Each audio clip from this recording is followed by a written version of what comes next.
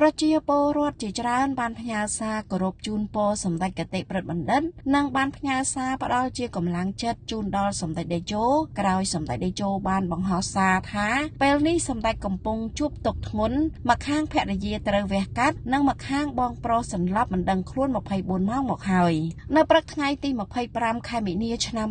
2025នេះសម្ដេចតេជោហ៊ុនសែនប្រធានព្រឹទ្ធសភានៃកម្ពុជា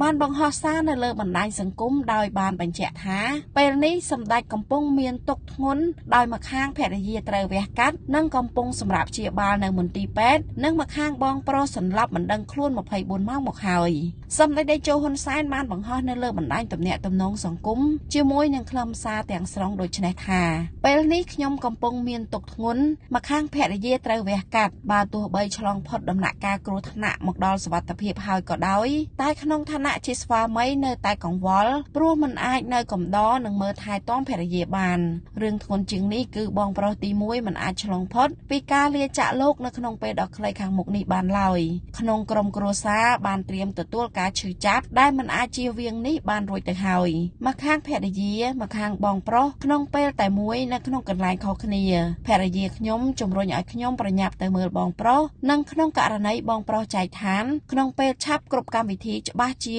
មិនមានវត្តមានភរិយាខ្ញុំឡើយរឿងចម្លែកសូមជួយមើលរូបថតបងប្រុសខ្ញុំដែលរូបថតតែមួយសន្លឹកតែពេលថតចូលទូរស័ព្ទមានរូបប្លែកពីគ្នា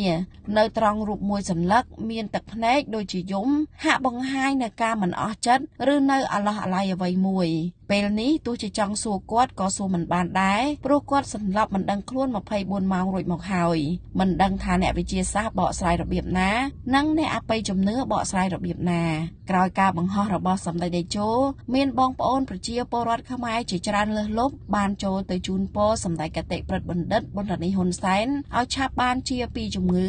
និងបានគោរពផ្ញើសារផ្ដល់ជាកម្លាំងចិត្តជូនដល់សម្ដេចតេជោនៅក្នុងគ្រាដ៏លំបាកមួយនេះ